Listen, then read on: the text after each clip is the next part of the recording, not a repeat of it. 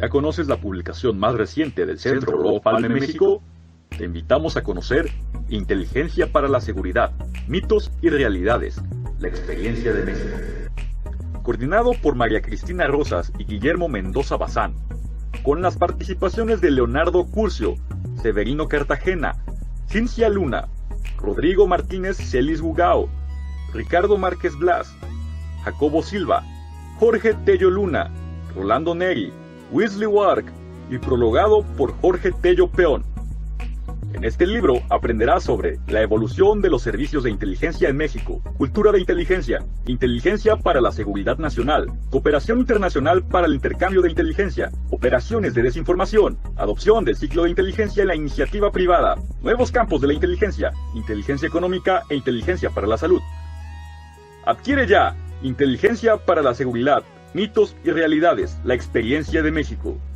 Envíanos un mensaje a través de nuestras redes sociales para adquirir esta y otras obras del Centro Olof Palme México. Contáctanos hoy mismo.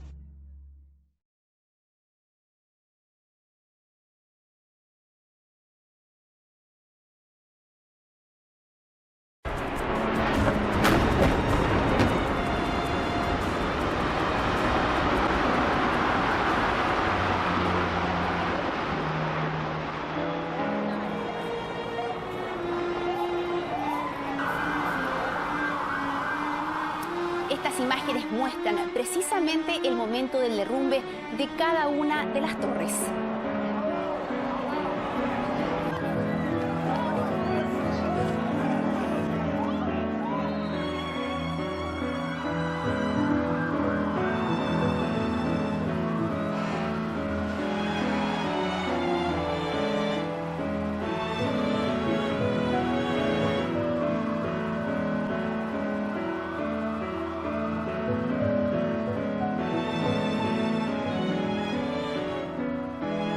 En los días posteriores se confirman 2 casos fuera de China, una persona en Tailandia y otra en Japón. Los 2 habían estado en Wuhan.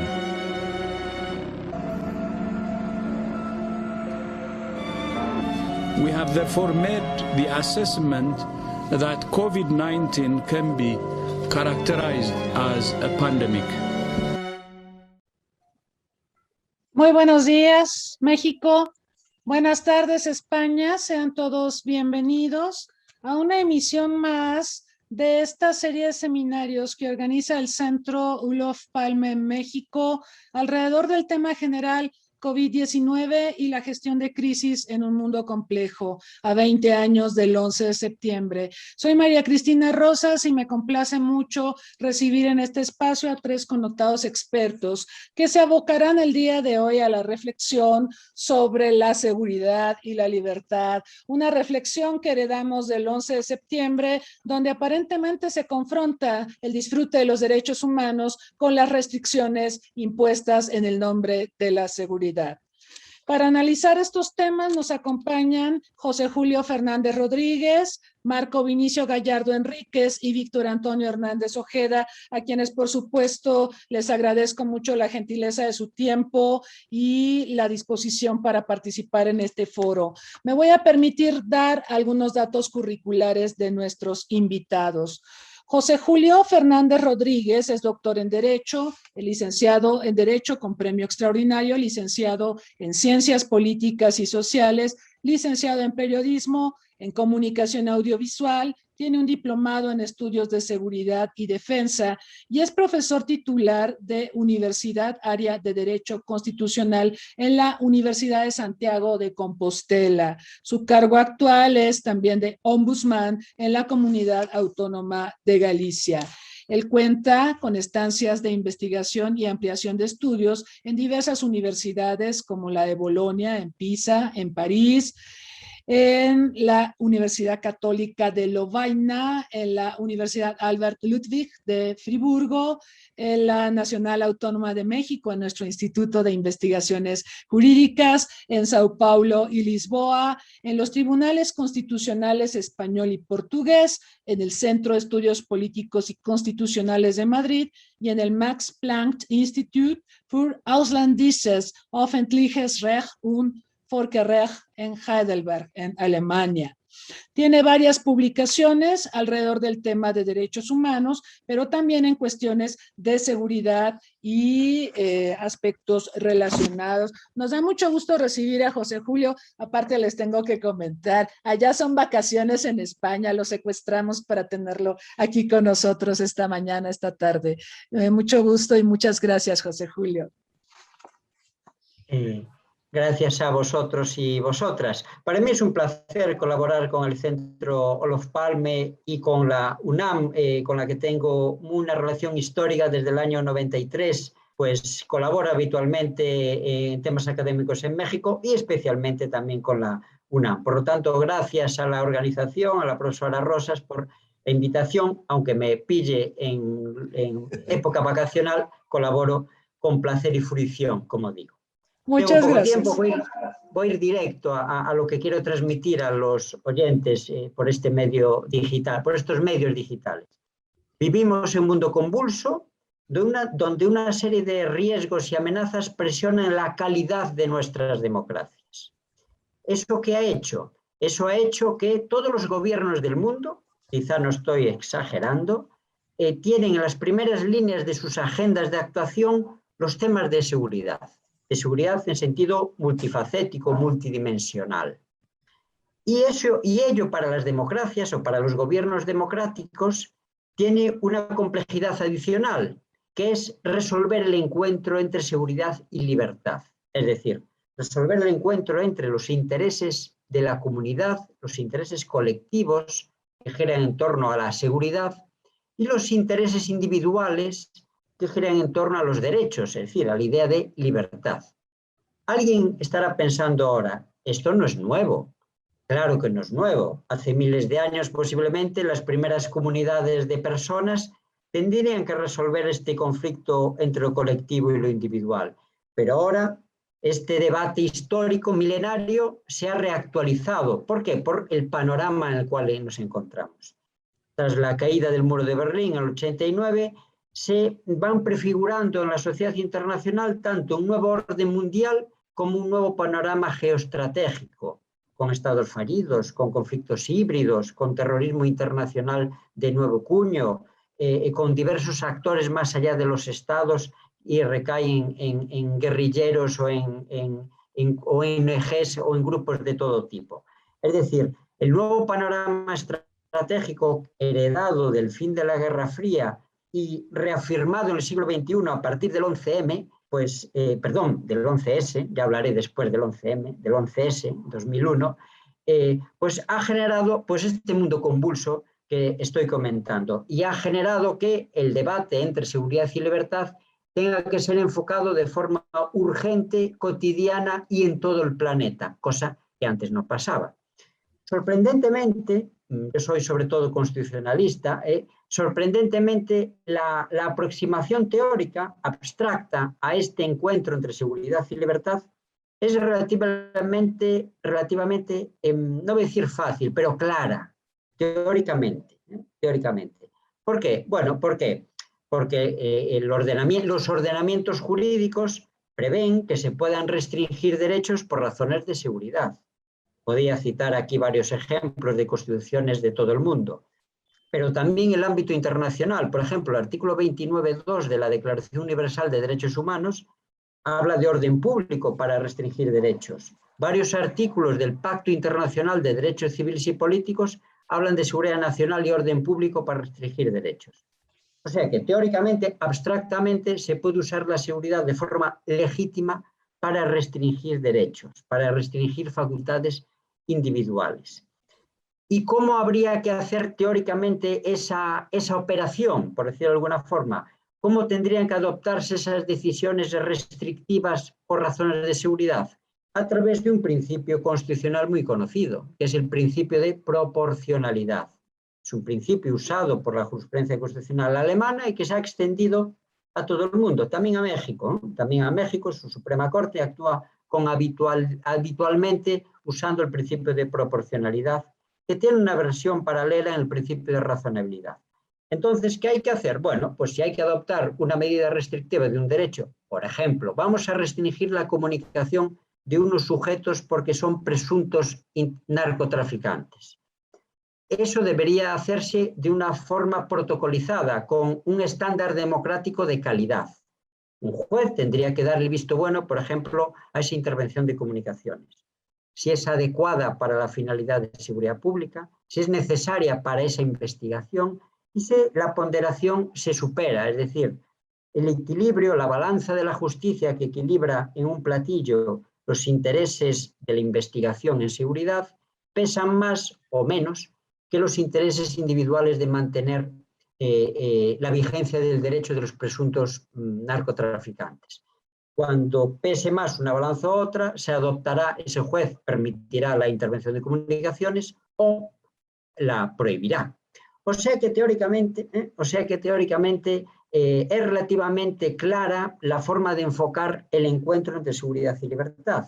Es un encuentro dialéctico, aparentemente, a mayor seguridad, menos libertad y viceversa. Aunque yo, como soy un poco idealista, me gustaría más bien un encuentro de yuxtaposición. Seguridad y libertad, no seguridad o libertad. Es decir, que a mayor seguridad, mejor protección y mejor desempeño y eficacia de los derechos.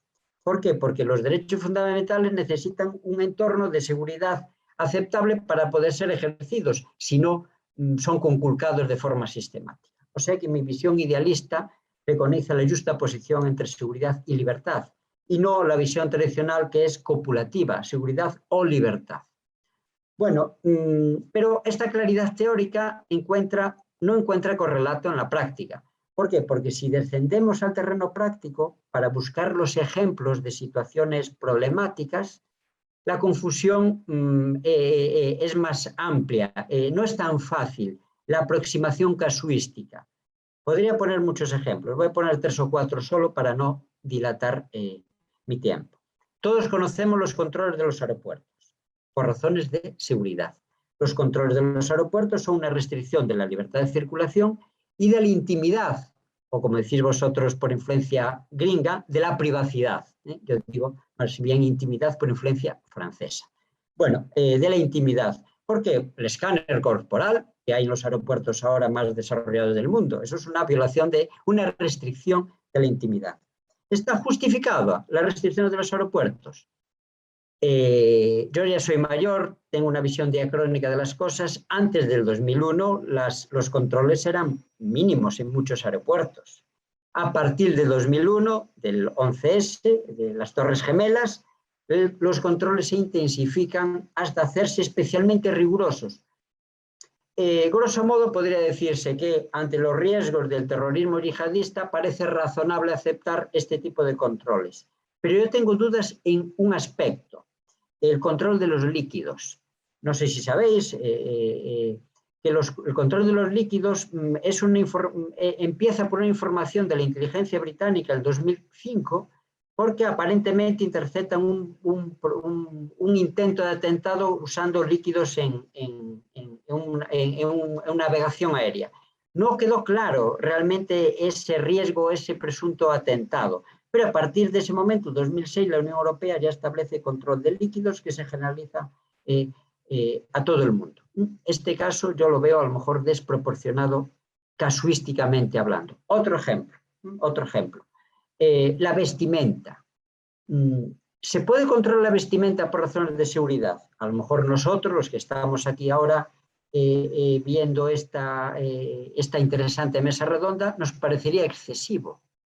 Pero si lo contextualizamos un espacio-tiempo determinado, entonces a lo mejor hay justificación. Por ejemplo, en Israel, durante determinados periodos históricos, en el paso de la zona palestina a la israelí, se controla la vestimenta, sobre todo el burka o las ropas islámicas conservadoras de mujeres, porque pueden ocultar chalecos explosivos. Eso pasó en el 2017, cuando Irak y los aliados reconquistan Mosul del Estado Islámico. Durante los primeros días, varias mujeres u hombres vestidos con burka se suicidaron ante los puestos de seguridad de los aliados. Entonces prohibieron el uso de ese tipo de vestimentas por razones de seguridad durante meses. O sea, en esos casos extremos, algo tan aparentemente fútil como es la vestimenta, pues parece justificado el control por razones de seguridad. Otro tema es la higiene democrática, que ahora no nos importa, es decir, yo creo que ese tipo de vestimentas denigran a la mujer, pero eso es otro tema. Bueno, en fin, un último ejemplo, porque si no seguiría los contenidos de Internet. Hay que controlar por razones de seguridad los contenidos de Internet. ¿O Internet es mejor que sea un espacio de libertad como quisieron sus creadores, ¿no? Y de cierta anarquía? Bueno, esto se discute, llevamos décadas discutiéndolo y no está claro, ¿no? No está claro. Es cierto que los estados dictatoriales justifican rápidamente por razones de seguridad el control de Internet y cierran, ¿no? Sea Turquía, sea Arabia Saudí, o sea o China, ¿no? Sin ir más lejos, que hay controles férreos de Internet. Bueno, esto es más difícil de afrontar de lo que parece. ¿Por qué? Porque los contenidos peligrosos de Internet no son homogéneos. Hay contenidos ilícitos que son contrarios a los ordenamientos jurídicos, pornografía infantil, por ejemplo, que habrá que controlar. ¿Por qué? Porque es un delito, ¿no? Tendrá que las fuerzas y cuerpos de seguridad actuar en consecuencia, ¿no? Pero después hay contenidos no ilícitos, sino nocivos, contenidos perjudiciales pues, para menores o para cierto tipo de personas. Eso no se pueden prohibir, eso no se puede controlar. ¿Por qué? Porque no se puede prohibir en Internet lo que fuera de Internet es aceptable.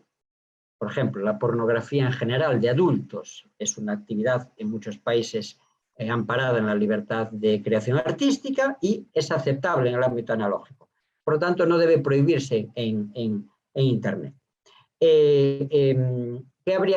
¿Cómo habría que afrontar los problemas de los contenidos nocivos? Pues con listas blancas, listas negras, métodos de control parental, etc. O sea, el mundo de Internet también es un cúmulo de ejemplos de este casuismo entre seguridad y libertad. Bueno, en fin, como veis, ¿qué ha pasado o qué suele pasar cuando hay la necesidad de reaccionar en términos de seguridad por una situación histórica determinada? Que se acude muchas veces al ordenamiento jurídico para ofrecer nuevas respuestas. Por ejemplo, cuando en España, ahora hablo del 11M, el 11 de marzo de 2004, cuando en España esos atentados islamistas tan graves en los metros, en el tren de cercanías de Madrid, ¿qué hace el Estado español básicamente? Reformar su normativa. Por un lado, el Código Penal, introduce nuevos tipos penales, por ejemplo, de adoctrinamiento terrorista, y por otro lado, las leyes de enjuiciamiento procesal penal para introducir la previsión de nuevos métodos de investigación tecnológica, como balizas rastreadoras o entradas en discos duros de presuntos terroristas, o sea, reacción jurídica. Más adelante, en Europa, hay otro ejemplo de reacción jurídica ante los riesgos de seguridad. Los atentados de 2015 en París, Salah Bataclan, también atentados yihadistas.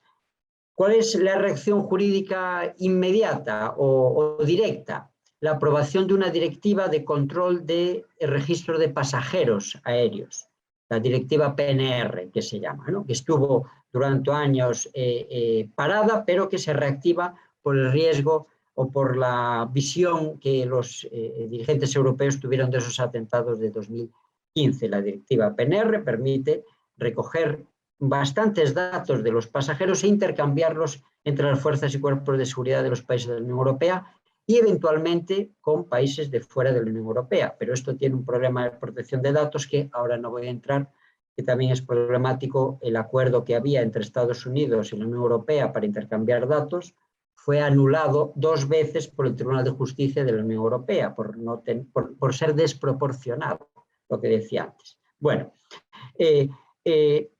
estos son soluciones a lo mejor coyunturales históricas que responden pues, al miedo que en este caso genera el terrorismo yihadista. Pero yo creo que son grosso modo aceptables estos 3 o 4 ejemplos que acabo de poner ahora desde el punto de vista de la lógica democrática. Lo que no es aceptable es la reacción de Estados Unidos tras el 2001, que actuaron fácticamente pues, con deportaciones secretas, vuelos secretos, cárceles secretas en Hungría o en Polonia, Guantánamo, es decir, las reacciones fácticas son vulneradoras de las garantías mínimas, no son coherentes con los estándares del Estado de Derecho. Y Estados Unidos, cuando regula, por ejemplo, otras cosas, y no cae en lo fáctico, sino que regula, por ejemplo, la intervención de comunicaciones, también lo hace mal, porque lo hace extraterritorial, ¿no? Sus agencias, sobre todo la Agencia de Seguridad Nacional, que filtra comunicaciones a nivel mundial, actúa de forma extraterritorial. Podrá tener habilitación legal en Estados Unidos porque su ordenamiento jurídico lo permite, pero no puede actuar fuera de las fronteras, ¿no? O sea, que yo creo que los ejemplos de las reacciones europeas a los problemas de seguridad son bastante equitativos con la idea de libertad, pero las reacciones en otro país democrático relevante, como es Estados Unidos, han sido, yo creo que, desproporcionadas. Vuelvo a la idea de proporcionalidad. Bueno, en fin, ahora que se prefigura, voy acabando, pues el problema de los talibanes vuelve a poner sobre la mesa de la opinión pública mundial los riesgos de seguridad. Afganistán se convierta de nuevo en un santuario para terroristas, ya lo fue con Al-Qaeda, o Al-Qaeda, se puede pronunciar de dos formas. Varios de los islamistas que actuaron en Madrid el 11M de 2004, Amer Azizi y Said Berrai, fueron entrenados por Al-Qaeda en los campos de Afganistán, ¿no? O sea que en España tenemos ya negativas experiencias de lo que fue eso. O sea, de nuevo sobre la mesa ese riesgo de rehabilitación o de reintensificación de una base de actuación terrorista, o los problemas de los refugiados, que son problemas de seguridad, obviamente. De seguridad primero para los propios refugiados, que ven su vida que corre peligro, y problemas también de seguridad para los lugares de asentamiento por los problemas socioculturales que podrían generar.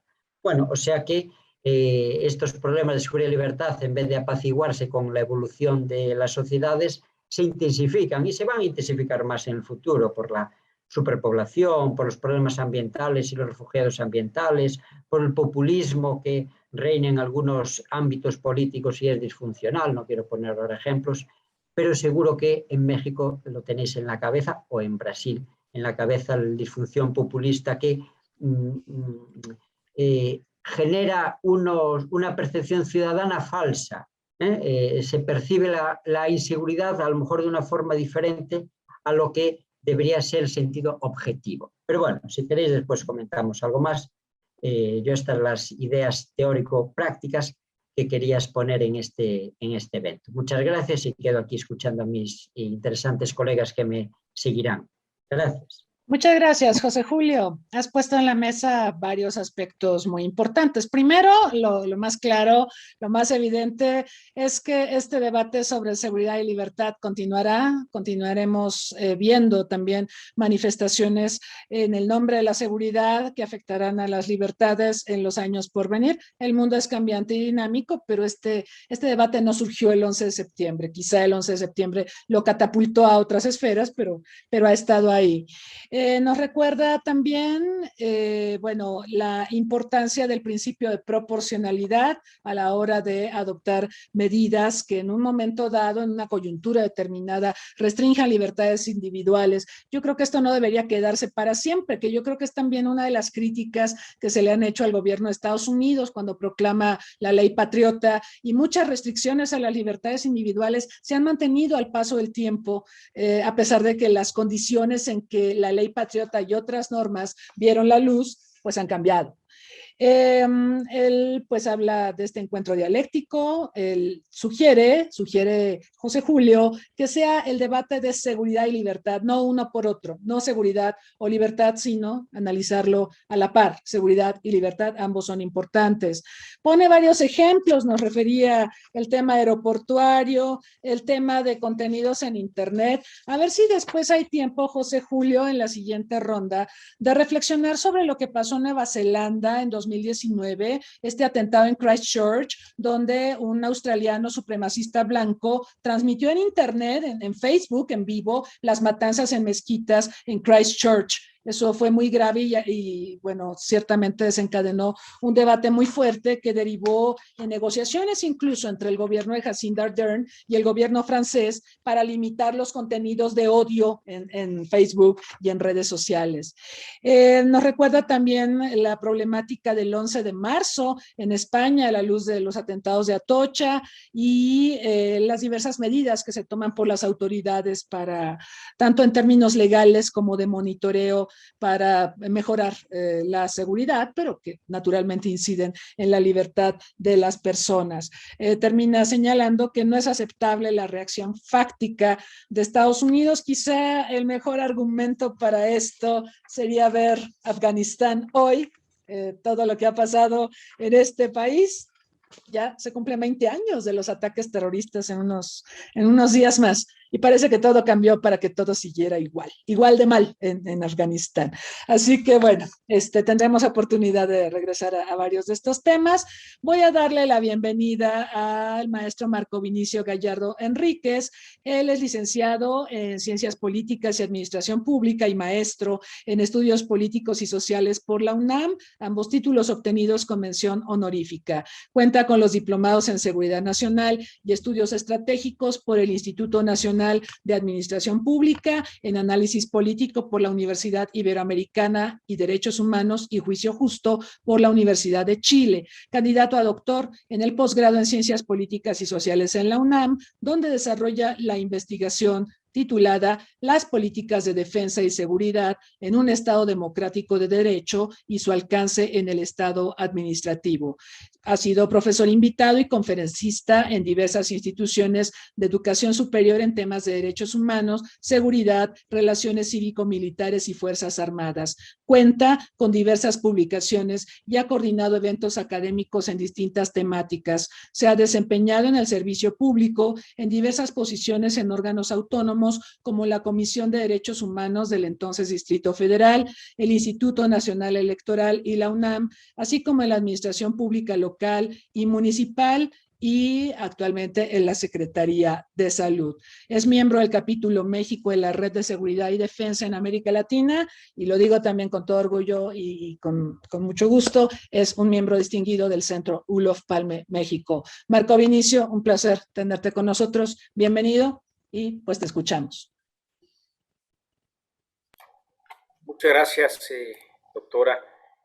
Pues buenos días. Quiero agradecer la invitación del Centro Olof Palme, del cual tengo el honor de pertenecer, especialmente a su presidenta, la doctora María Cristina Rosas, por esta invitación a participar en este seminario. Saludo a mis compañeros panelistas, a José Julio Fernández y Víctor Hernández, y a todos los que nos siguen por Facebook Live.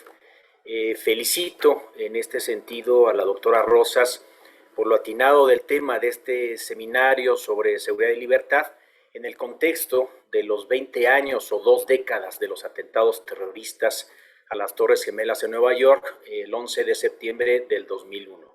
Yo creo que es necesario reflexionar conjuntamente sobre el tema de la seguridad de los estados y sus ciudadanos frente al fenómeno del terrorismo que encabeza desde hace ya casi 2 décadas la agenda de seguridad a nivel internacional. Sobre todo, analizar cómo esta lucha contra el terrorismo ha impactado desfavorablemente en contra de los derechos humanos en el mundo. Y es que con los actos terroristas afectan negativamente los derechos humanos en 2 niveles. El primer nivel, en contra de las víctimas de los propios atentados, pues los afecta en su derecho a la vida, a su integridad, a su libertad personal principalmente.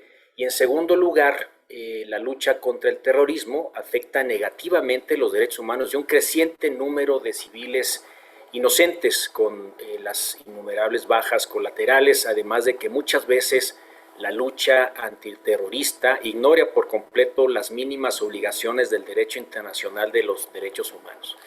Y es que a lo largo de la historia reciente, las crisis de seguridad, sean provocadas por terroristas, el crimen organizado o cualquier otra amenaza, enfrentan a los estados al falso postulado de tolerar la arbitrariedad, el acotamiento de la libertad y la violación de los derechos humanos a cambio de la seguridad.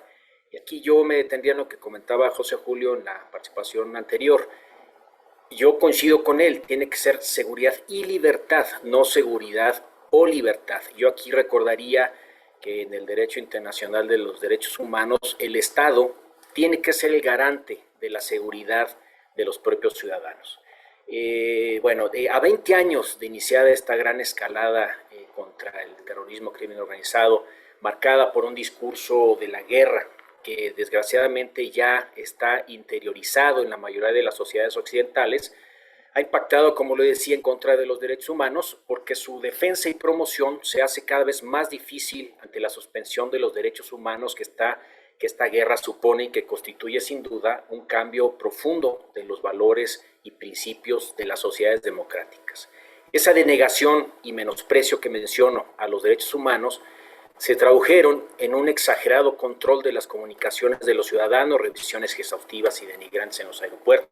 Ya mencionaba José Julio lo de los líquidos, la intercepción del correo electrónico, celulares, redes sociales, más grave todavía, detenciones ilegales de extranjeros a quien se ha negado el derecho de ser asistido muchas veces por un abogado y del derecho de ver a un juez dentro de las 48 horas de la detención, en fin, las garantías del debido proceso, con el pretexto obviamente de proteger los intereses nacionales y la seguridad de los diferentes países. Todo lo anterior visto ya, por desgracia, con una mayor normalidad por parte de la mayoría de la población mundial. Y es que vivimos pues en la actualidad tiempos de crisis. No es el fin de la historia que anunció Francis Fukuyama en 1992 ante la caída del muro de Berlín por las consolidaciones de los regímenes democráticos, ¿no? A finales del siglo XX, quisiera recordar que Occidente se perfilaba con un futuro promisorio donde los ideales de la libertad, la igualdad, los derechos humanos ganaban en terreno en la comunidad internacional, un mundo donde la democracia y los derechos serían para todas y todos, ¿no? En este sentido, la teoría de la justicia, ¿no?, la obra famosa de John Rawls y el liberalismo igualitario, representó la conjugación intelectual de una agenda humanista que daba esperanzas para la entrada del nuevo siglo XXI. ¿No? Después de la Segunda Guerra Mundial, como todos ustedes saben, la comunidad internacional construyó un andamiaje jurídico e institucional para una agenda de derechos humanos. Fue el tiempo de los derechos, como lo bautizó Norberto Bobbio, y la era de las olas democráticas que estudió profundamente Samuel Huntington.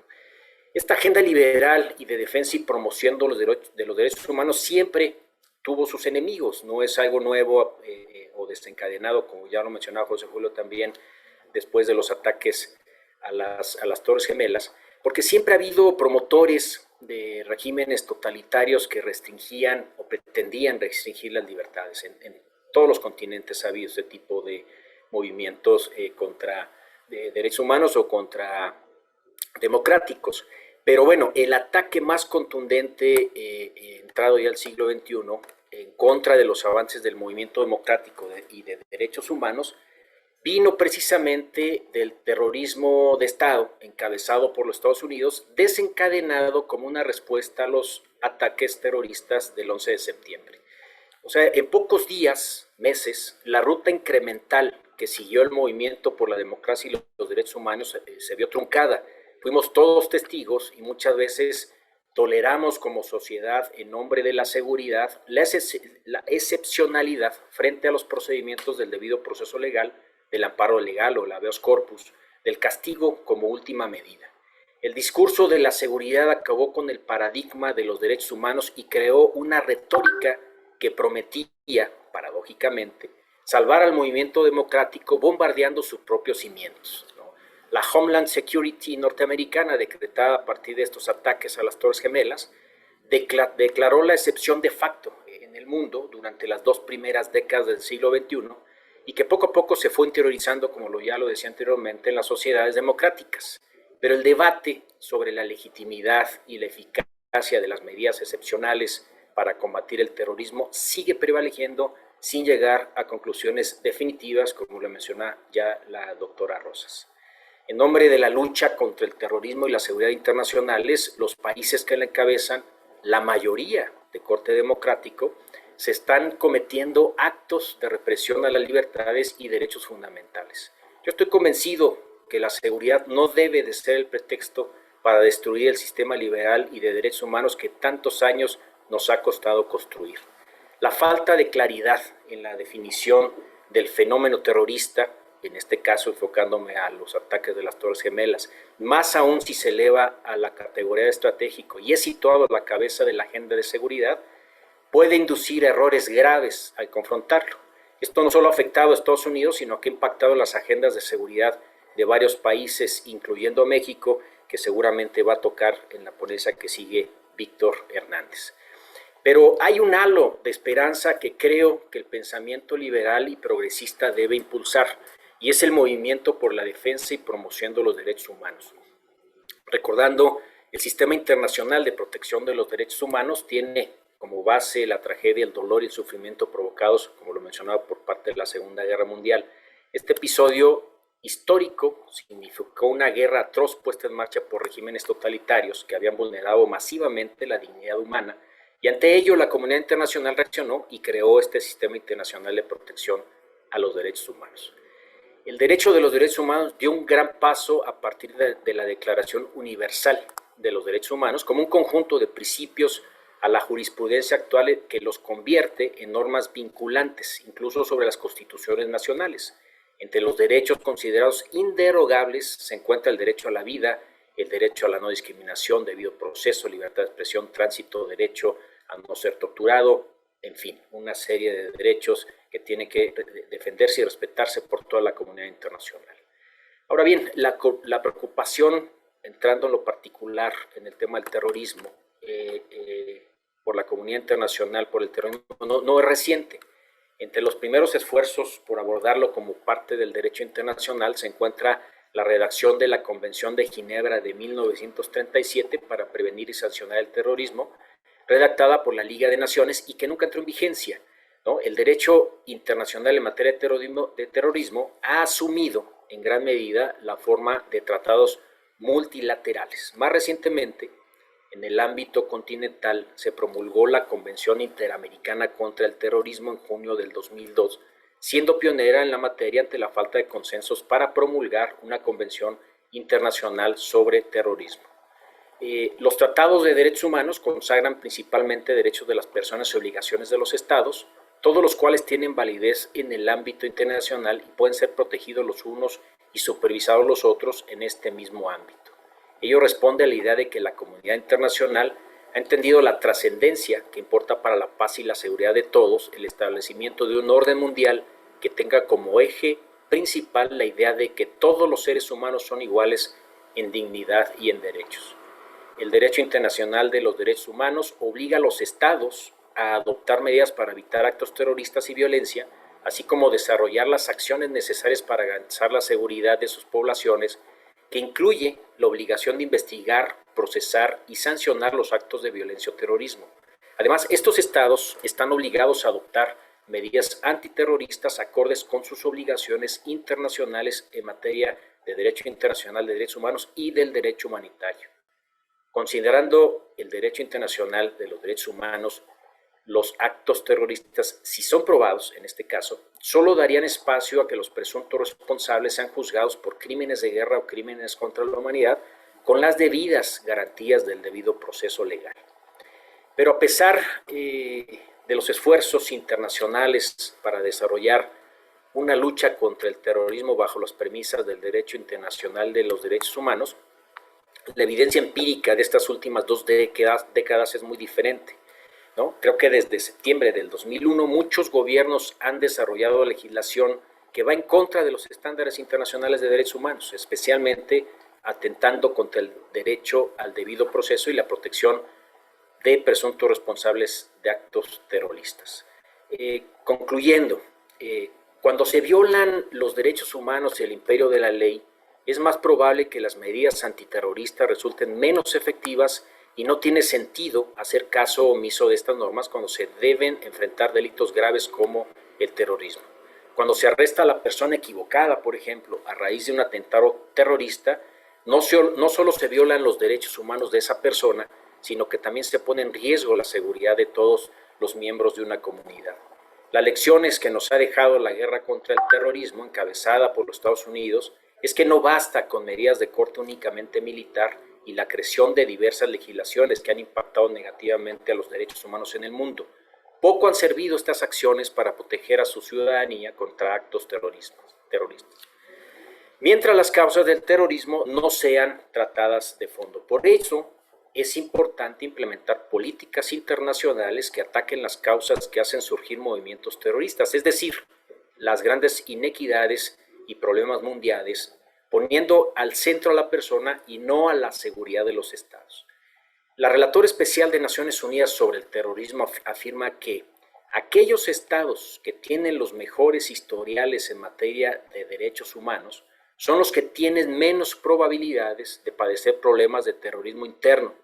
Deben realizarse todos los esfuerzos posibles para abordar mejor el respeto de los derechos humanos, en particular en relación con la libre determinación, el racismo, la representación étnica y política dentro de los países y las divisiones económicas o culturales basadas en la clase que existen en la sociedad. O sea, el sistema internacional de protección a derechos humanos, insisto, tiene grandes retos en un futuro cercano. Es una discusión y un debate no finalizado que tenemos que seguir abordando en este tipo de mesas. Por ejemplo, en el contexto de la llamada guerra contra el terrorismo, la comunidad internacional puede abrir nuevos cauces, por ejemplo, para la discusión de instrumentos de derecho internacional humanitario relacionado con conflictos entre estados y agentes no estatales. Igual se puede discutir sobre la admisibilidad o no de los llamados ataques militares preventivos que Estados Unidos impulsó a lo largo de estas 2 décadas, como defensa de posibles amenazas terroristas que en las últimas décadas han afectado contra el derecho a la vida de la población civil de países que presuntamente apoyan actividades terroristas, como es el caso de Afganistán. Finalmente, la lucha contra el terrorismo no debe de ser vista como una guerra a la manera de Clausewitz, o sea, 2 estados-nación enfrentados en territorios definidos y con ejércitos y estrategias militares constituidos. Esta lucha no solo debe darse con las armas y las fuerzas armadas, sino que se debe dar una mayor importancia a la razón que nos caracteriza como seres humanos. Es una reafirmación del Estado de Derecho democrático. Las mejores armas antiterroristas son la preservación de la libertad y la seguridad, con un irrestricto respeto a los derechos humanos y la búsqueda de la paz. Y muchas gracias. Muchas gracias a Marco Vinicio.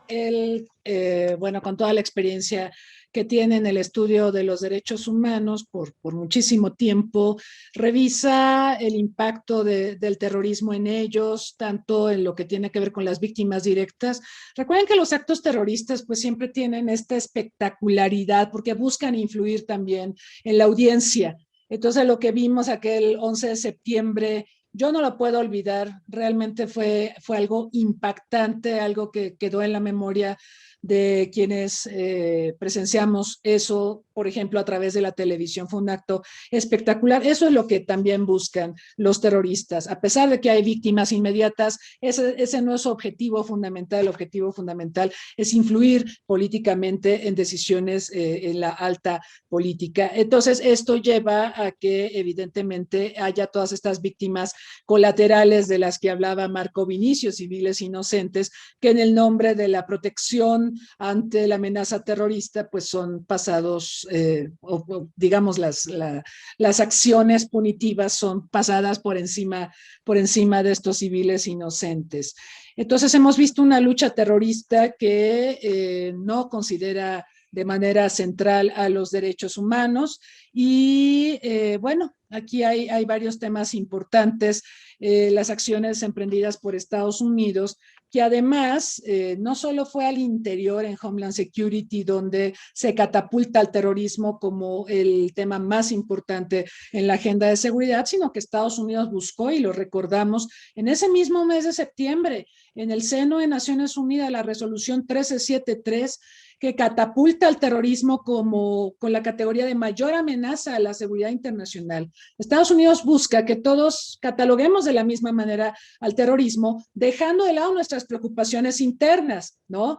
Y yo me acuerdo mucho, Marco lo recuerda también porque tuvimos mesas y debates al respecto en 2003, cuando tuvimos la Conferencia Especial de México de la OEA, donde se acuña el concepto de seguridad multidimensional, que fue la respuesta que desarrollamos acá en el continente americano a la pretensión de Estados Unidos de terrorizar la agenda hemisférica de seguridad. Nosotros le dijimos, entendemos que el terrorismo es importante para ti, pero por favor toma en cuenta el tema ambiental, el tema epidemiológico, el tema del Canal de Panamá, otra serie de flagelos como delincuencia organizada, por favor pondéralos, porque estos temas son importantes para nosotros. Y así fue como se gestionó la famosa agenda de seguridad multidimensional en el seno de la OEA. También, bueno, nos recuerda Marco Vinicio, bueno, la importancia de preservar, de cuidar los derechos humanos que tanto tiempo, toda la normatividad, todas las convenciones que tenemos, que tanto trabajo nos costó acuñar. Y bueno, finalmente él aterriza en el tema este de la seguridad humana, poniendo a las personas en primer lugar antes que los intereses de gobernantes o estados. Y también recordando que cuando fue el 11 de septiembre, pues muchos estados trataron de utilizar esta agenda de lucha contra el terrorismo para fines de control interno y para por ejemplo, suprimir protestas sociales, combatir a opositores políticos, en fin. Entonces, estos son los usos perversos, ¿no? de la lucha contra el terrorismo y las derivaciones no anticipadas que ha tenido. Así que agradecemos mucho, por supuesto, la participación de Marco Vinicio. Invitamos, por supuesto, al público también que está aquí en Zoom y que nos está siguiendo en Facebook Live a formular sus preguntas y comentarios para nuestros panelistas. Vamos a pasar ahora al análisis de Víctor Antonio Hernández Ojeda. Él es licenciado en Filosofía por la Universidad Panamericana y actualmente coordina el Diplomado en Seguridad Nacional y Gestión del Riesgo de la Universidad Iberoamericana Campus Puebla. Durante el sexenio, el presidente Peña Nieto se desempeñó como asesor de la Secretaría Técnica del Consejo de Seguridad Nacional, órgano adscrito a la Presidencia de la República, para después incorporarse como analista de la División de Inteligencia de Pinkerton. Tiene intervenciones semanales en medios de comunicación como MBS Noticias, Mega Noticias, entre otros, y bueno, también hay que decirlo, es otro distinguido miembro del Centro Olof Palme México. Bienvenido, Víctor, y pues le damos el uso de la palabra, por favor. Muchas gracias, doctora, muchas gracias, colegas. Muy buenos días a todo el auditorio que nos acompaña el día de hoy. Para mí es particularmente emotivo el intervenir hoy en este foro, porque es mi primera intervención ya oficialmente como miembro del Centro Olof Palme. Yo recuerdo que hace muchos años la doctora Rosas me dio clases en el Diplomado en Seguridad Nacional de la Universidad de Anáhuac y dije, yo algún día voy a ser miembro del Centro Olof Palme y mi siguiente meta es algún día voy a escribir un capítulo de los libros que publica el centro y me siento muy honrado de que la doctora Rosas me haya invitado a este foro. Dada mi formación filosófica, yo lo que quisiera hacer es hablar un poco de la discusión y de la historia de las ideas en torno a este debate ancestral de la teoría política del dilema de libertad versus seguridad y quisiera aterrizarlo al tema concreto que estamos viviendo en México, que es el caso de la guerra contra el narcotráfico. José Julio y Marco Gallardo tienen una increíble capacidad retórica y se echaron a capela sus intervenciones. Yo sí tengo que leerlo porque si no voy a empezar a divagar y sin mayor preámbulo voy a empezar a dar lectura a la ponencia que preparé para el día de hoy. En la víspera del 20º aniversario de los atentados en contra de las Torres Gemelas, resulta indispensable reflexionar en torno a uno de los dilemas ancestrales de la teoría política, el dilema entre libertad versus seguridad. Todas las grandes corrientes de pensamiento político clásico, desde el pensamiento griego, pasando por la filosofía medieval y llegando hasta el contractualismo, comparten una tesis en común, a saber que la búsqueda de seguridad es una de las causas fundamentales del fenómeno político. El ser humano, que viene al mundo sin garras, sin dientes, sin veneno, se ve forzado a proveerse de seguridad en comunidad. En ese sentido, los múltiples ejercicios de convivencia humana, desde las tribus y las aldeas, hasta las ciudades y los estados-nación son un intento de proveer simultáneamente una resolución a la cuestión de la seguridad individual y a la cuestión de la seguridad colectiva. En su concepción etimológica, seguridad significa supervivencia. La vida es el prerequisito para disfrutar de cualquier otra libertad o derecho. Y frente a la pregunta de qué es preferible, la libertad o la seguridad, la humanidad ha dado respuestas muy variadas a lo largo de la historia. Algunos individuos, como los habitantes de las 13 colonias, se alzaron contra la tiranía británica bajo el grito de "Give me liberty" or "Give me death". Otros más, tal y como enuncia Kenneth Waltz en su obra canónica El hombre, el Estado y la guerra, consideran inviable el goce de la libertad sin la existencia de un suelo mínimo de seguridad para poder ejercerla. En palabras de Waltz, sería preferible una vida bajo el orden de la tiranía que bajo la violencia de la anarquía.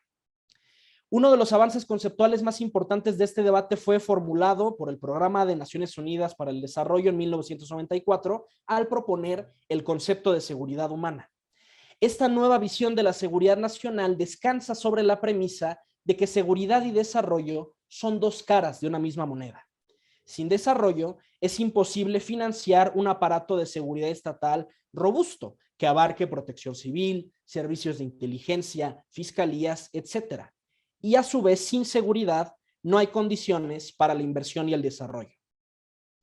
El general Dwight Eisenhower, comandante de los aliados durante la Segunda Guerra Mundial, cristalizó el dilema entre seguridad y libertad con la siguiente frase: si el pueblo norteamericano quiere seguridad absoluta, puede irse a la cárcel. Ahí tendrá comida y refugios 100% garantizados. A cambio de esa seguridad absoluta, tendría que entregar solamente, pequeño detalle, su libertad.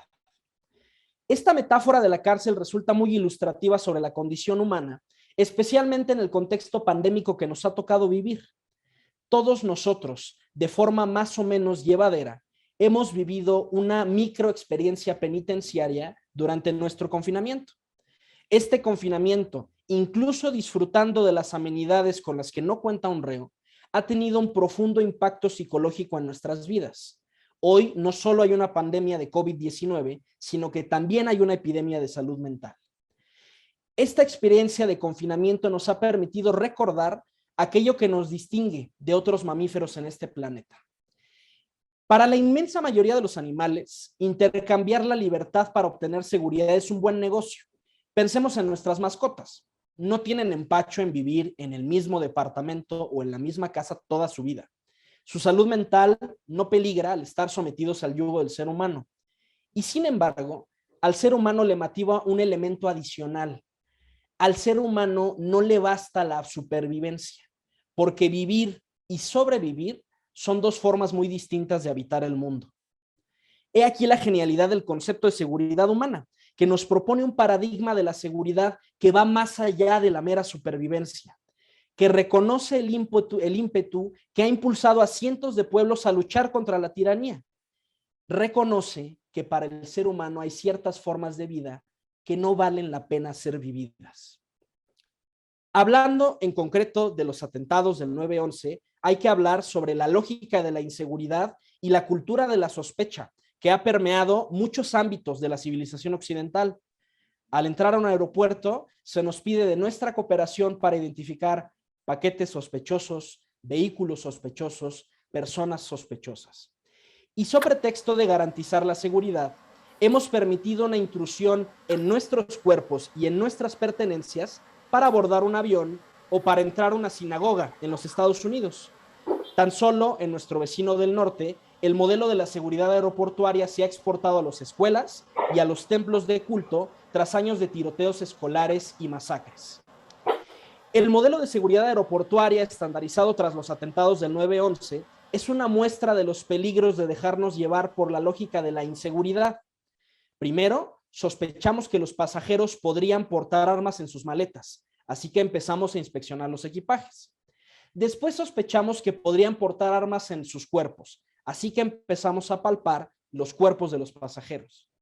Yendo más allá, sospechamos que los pasajeros podrían ocultar armas al interior de su cuerpo y diseñamos complejos aparatos para inspeccionar los órganos internos. Pero la lógica de la inseguridad no queda satisfecha nunca. esta lógica todavía puede arribar a una nueva conclusión. La única forma de estar seguros de que el pasajero no trae nada peligroso consigo sería diseccionarlo. Pero ¿de qué nos sirve un pasajero disecado y despanzurrado? Los portavoces de la lógica de la inseguridad defienden su postura utilizando una falacia de pregunta compleja. Si no tienes nada que ocultar, ¿qué importa que te revisemos? Argumento que se ha utilizado para justificar las inspecciones aeroportuarias, las violaciones a la privacidad en el ciberespacio y políticas como la obligatoriedad de llevar mochilas transparentes en escuelas estadounidenses que han sufrido algún tiroteo escolar.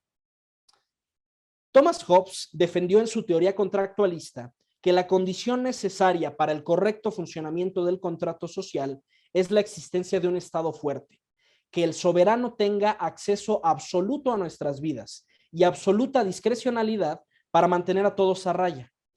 Pero diversas corrientes de los estudios de seguridad del siglo XX, como los estudios de paz o la seguridad humana, nos advierten una realidad innegable. Sí, el Estado nace en principio para proveer de seguridad. En eso coinciden prácticamente todas las tradiciones de pensamiento político. Pero el Estado, a su vez, puede ser una fuente de inseguridad. Para los habitantes de Latinoamérica, esta es una realidad cotidiana. La policía, las Fuerzas Armadas, las fiscalías constantemente vulneran la seguridad que juraron proteger. La tortura, las desapariciones forzadas, las ejecuciones extrajudiciales son conductas que minan la legitimidad del Estado y traicionan el objetivo por el que fue creado. Y quisiera detenerme un momento en el caso de la guerra contra el narcotráfico en México.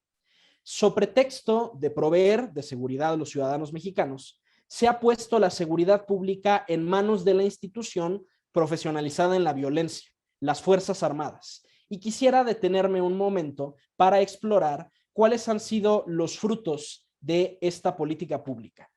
Quisiera pedirles que me den solo un momento para poder compartir pantalla. Creo que por alguna razón... está, ya me permite. Ok. Lo que tenemos en este momento en pantalla es el primer gran fracaso de la guerra contra el narcotráfico, que es la tasa de homicidios. Si ustedes se dan cuenta, la tasa de homicidios, desde que tenemos registros en la historia estadística del país, que es justo a finales de la Revolución Mexicana y de la Guerra Cristera, son tasas de homicidio inaceptables, que están rayando los 70 homicidios por cada 100,000 habitantes. Y habrá un proceso de pacificación que tendrá que ver con el acuerdo entre la familia revolucionaria, el acuerdo de crear una estructura partidaria para dirimir la cuestión de la sucesión presidencial, ya no a balazos, sino a través de la estructura del partido. Y vemos que esta es una medida que funciona, que con el paso de los años la tasa de homicidios empieza a descender sistemáticamente hasta que llegamos a un mínimo histórico, 2006, que andábamos rondando más o menos los 8 homicidios por cada 100,000 habitantes. Como referencia, primer mundo, el continente europeo tiene una tasa en promedio de 3 homicidios por cada 100,000 habitantes. Esta gráfica de entrada genera un shock cultural, porque la guerra contra el narcotráfico empieza con un discurso de urgencia. El presidente Felipe Calderón argumenta que México está viviendo la peor crisis de inseguridad de su vida independiente y que por tanto necesita sacar al último recurso del Estado mexicano, las Fuerzas Armadas, para hacerle frente a esta crisis. Pero los datos nos dicen exactamente lo contrario. Felipe Calderón recibe el país con la tasa de homicidios más baja de la historia estadística de México. Yo los invito a que pensemos esta gráfica no como tasa de homicidios, sino como la fiebre de un paciente. Tenemos un paciente con muchísima fiebre, terminada la Guerra Cristera y la Revolución Mexicana. El tratamiento institucional que le damos empieza a rendir efectos y de pronto cambiamos de médico tratante. Y el médico tratante nos dice, estamos en el punto más alto de fiebre y necesitamos de un tratamiento agresivo. Uno esperaría que el nuevo tratamiento nos quitara esos poquitos homicidios que nos quedaban para llegar a estándares europeos. Y la medicina nos hace un efecto contraintuitivo, nos sube la fiebre. Y con las cifras con las que cerramos el año pasado, tenemos ya tasas de homicidios superiores a los 30 homicidios por cada 100,000 habitantes que no habíamos visto desde la década de los 60. Esta es de entrada la primera razón que nos hace sospechar de esta política pública, que en lugar de eliminar la violencia, paradójicamente la incrementa. Pero no es lo único criticable de esta estrategia de seguridad. Es una estrategia que se le ha denunciado además porque incrementa la cantidad de violaciones a derechos humanos que se cometen anualmente. Aquí en pantalla tenemos en la esquina superior izquierda la gráfica de detenidos en el marco de la guerra contra el narcotráfico. Este es un indicador que pueden encontrar en el último informe de gobierno del presidente Enrique Peña Nieto. De hecho, yo participé en la redacción de este informe. Y es un indicador que nos sirve para medir qué tanto incrementa o disminuye la actividad militar y la actividad policial en México. Abajo tenemos las gráficas de Sedena, publicadas en el Diario Oficial de la Federación, de la cantidad de quejas contra personal de Sedena en específico por presuntas violaciones a derechos humanos. No se me vayan a marear, la gráfica de arriba empieza en 2001, la de abajo en 2006. Vamos a situar los ojos exactamente donde empiezan las dos. Si se dan cuenta, en 2006 tuvimos solamente 8 quejas, último año de gobierno del presidente Vicente Fox, 8 quejas contra la Sedena por presuntas violaciones a derechos humanos. Y ya en plena guerra contra el narcotráfico, tomemos un año al azar, 2009, tuvimos 1,644 quejas solamente contra personal de Sedena. Incluso fíjense cómo ambas gráficas comparten esta M, cómo hay una respuesta. Cuando incrementa la actividad militar, se incrementan los casos de violaciones a derechos humanos. Cuando se ordena que se detengan operaciones, esto inmediatamente empieza a verse reflejado en las gráficas. Vuelvo a la lectura de mi presentación. A la lectura de la ponencia. A lo largo de la guerra contra el narcotráfico, los militares en múltiples ocasiones han pedido una concesión. Quítenos la correa, que no nos estorben los derechos humanos, que no estorbe el debido proceso, permítanos obtener inteligencia por todos los medios necesarios y acabar con esta guerra en una semana. Yo recuerdo vívidamente en mi breve paso como cadete del Heroico Colegio Militar que mi instructor de derechos humanos en una clase nos dijo: cadetes, si pueden elegir entre abatir a un delincuente y hacer la puesta a disposición, elijan abatirlo, porque muerto el perro se acabó la rabia. Los muertos no hablan con la prensa, los muertos no alegan violaciones al debido proceso, los muertos no denuncian violaciones a derechos humanos y los muertos no nos cuestan tiempo y esfuerzo en litigar y en mantenerlos en una prisión estatal. Y recuerdo también con ironía conversar poco después de esa clase con un cadete de segundo año que decía: si por mí fuera, yo desaparecería todas las policías civiles y todo sería policía militar. E irónicamente, este individuo a las 2 semanas se desertó por las prácticas de tortura, extorsión y abuso sexual que existen en los planteles de educación militar en México. ¿A qué voy con todo esto? La seguridad no puede obtenerse por cualquier medio. La forma en que nos proveemos de seguridad importa. Y quisiera compartirles un pasaje de la obra de filosofía política de San Agustín, un pasaje de Civitate Dei, que habla precisamente sobre la cuestión de la legitimidad del uso de la fuerza. Voy a leer esta cita. Si de los gobiernos quitamos la justicia, ¿en qué se convierten sino en bandas de ladrones a gran escala? Y estas bandas, ¿qué son sino reinos en pequeño? Son un grupo de hombres, se rigen por un jefe, se comprometen en pacto mutuo, reparten el botín según la ley por ellos aceptada. Supongamos que a esta cuadrilla se le van sumando nuevos grupos de bandidos y llega a crecer hasta ocupar posiciones, establecer cuarteles, tomar ciudades y someter pueblos. Abiertamente se autodenomina reino, título que a todas luces le confiere no la ambición depuesta, sino la impunidad lograda. Con toda finura y profundidad le respondió al célebre Alejandro Magno, un pirata caído prisionero. El rey en persona le preguntó: ¿qué te parece tener el mar sometido al pillaje? Lo mismo que a ti, respondió, el tener el mundo entero. Solo que a mí, como trabajo con una ruin galera, me llaman bandido, y a ti por hacerlo con toda una flota te llaman emperador. Si el Estado espía, tortura, extorsiona y desaparece igual que los delincuentes, es indistinguible de los delincuentes. Alejandro Magno no es emperador y hombre de Estado por su genialidad, sino por su impunidad, es lo que está diciendo el pirata, porque hasta el momento nadie le ha logrado vencer en combate. Pretender generar seguridad a toda costa acaba siendo contraproducente, porque si el Estado quiere operar con la misma impunidad que los grupos guerrilleros, que los grupos terroristas o que los grupos de la delincuencia organizada corre el riesgo de erosionar su legitimidad.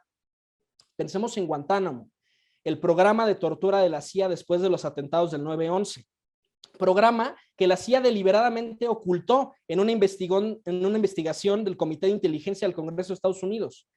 Cuando el Estado pretende operar con la misma impunidad, se va a ver forzado a confundirse con sus antagonistas. Cierro mi intervención con una conclusión conceptual. Las labores de seguridad que pretenden realizarse pasando por alto los derechos humanos y las garantías procesales no son labores de seguridad, son violencia. Y esta ya es una idea que está incoada en las reflexiones en torno al derecho de guerra. No solo importa vencer, importa cómo vencemos. Episodios como Guantánamo, episodios como la desaparición de docenas de personas perpetradas por elementos de fuerzas especiales de la Armada de México en Tamaulipas en 2018, semánticamente no pueden clasificarse como acciones de seguridad, sino como pura y cruda violencia, como episodios de una lucha por la dominación de un territorio. Habrá estados como Estados Unidos que están dispuestos a hacer este sacrificio conceptual. Habrá estados para quienes su supervivencia será más importante que su legitimidad. Y seguramente habrá estados que, como Alejandro Magno, prefieran imponerse por el uso de la fuerza en lugar de hacerse de legitimidad por la fuerza del derecho. Y para mí, que he vivido en carne propia toda la violencia de la que es capaz el Estado mexicano, siempre optaré por la libertad. Y creo que es muy sano que los derechos humanos, que la existencia de una sociedad civil robusta, que la existencia de investigaciones periodísticas agudas le recuerden a Leviatán que no puede hacer lo que se le dé la gana. Muchas gracias por acompañarnos y creo que ahora daremos paso a la sesión de preguntas. Gracias a Víctor Hernández por su reflexión. Él pues comienza recordándonos esta experiencia del confinamiento. No estamos en una cárcel, pero experimentamos una serie de dificultades para lidiar con una enfermedad que está al acecho y que sabemos que podemos contraer y que puede tener consecuencias fatales. Él también nos recuerda que el Estado puede ser garante de la seguridad o puede ser el que vulnere la seguridad.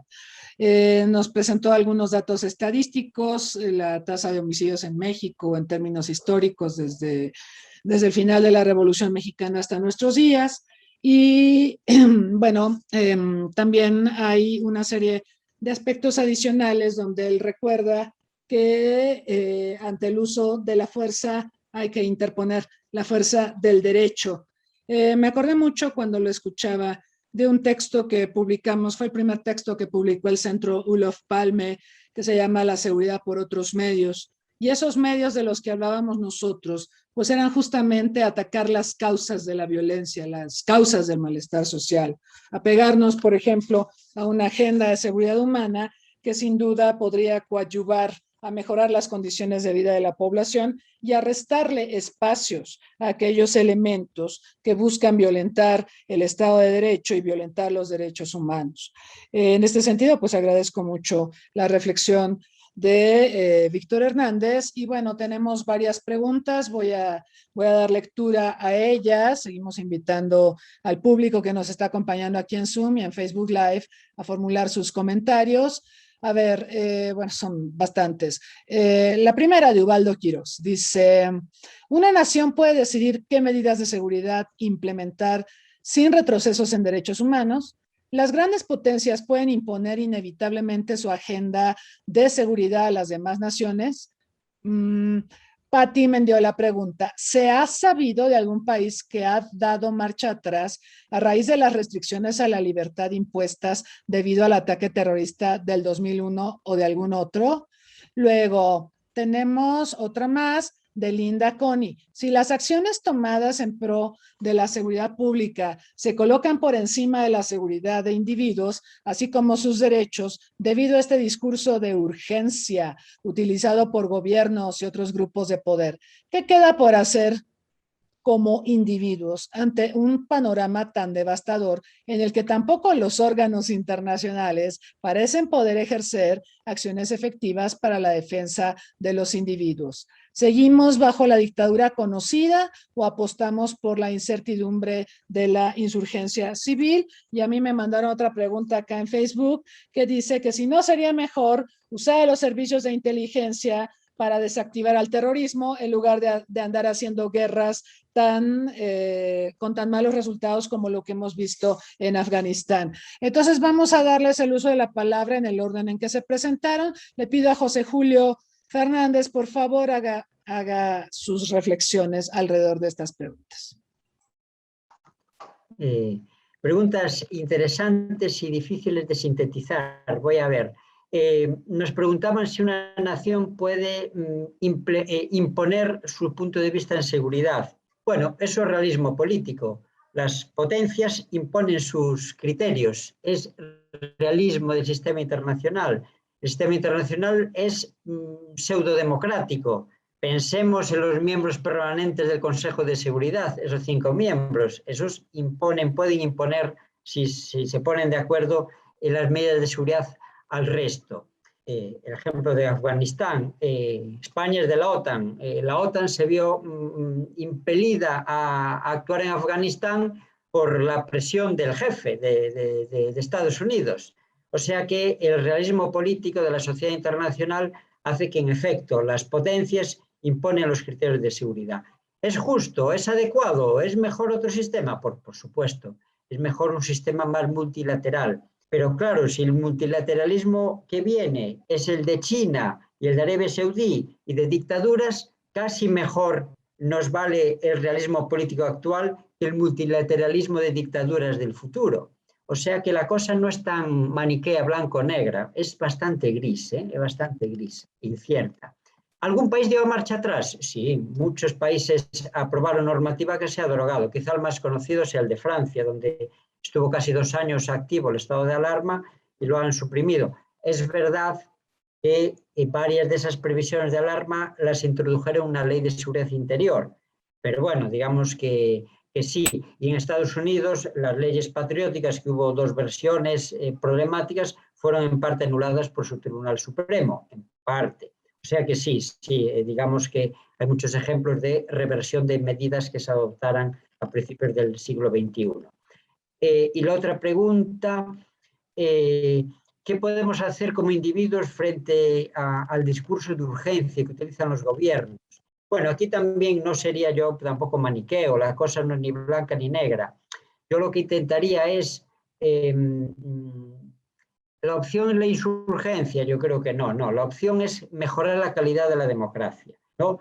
Tratar de, con educación cívica, que los responsables públicos sean más transparentes, que no tomen políticas públicas para la ciudadanía, sino que las tomen con la ciudadanía y cambiar el modelo democrático para hacerlo más propio del siglo XXI y más deliberativo o colectivo.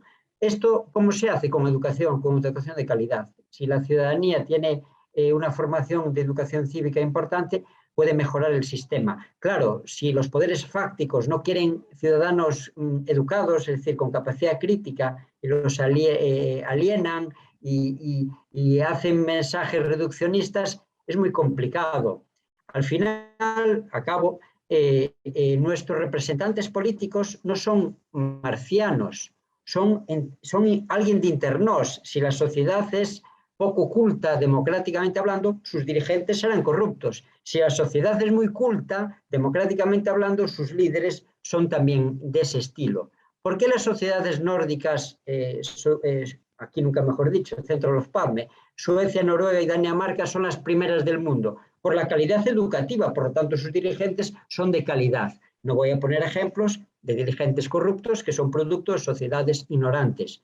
A lo mejor no culpa de los propios niños y niñas, sino culpa de los poderes fácticos que no quieren dar formación de calidad. No interesa gastar en educación, interesa mejor tener esclavos que gente libre, claro está.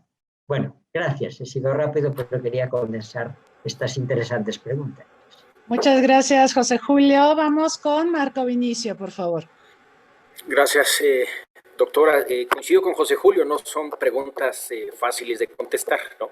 Trataré de abonar a lo que ya dijo José Julio sobre la agenda, la imposición de la agenda de seguridad de las potencias. Esto es realismo político puro, ¿no? Aquí la cuestión es, en el caso, por ejemplo, del caso de México, la vecindad con Estados Unidos y tratar de imponer siempre la agenda de seguridad por parte de los Estados Unidos.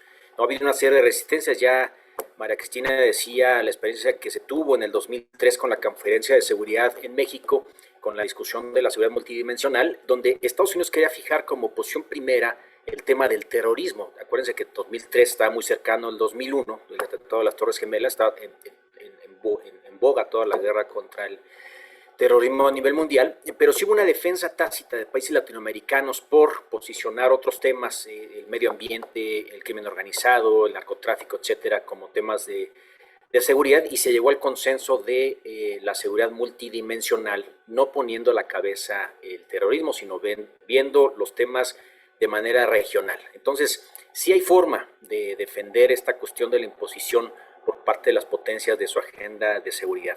Por otro lado,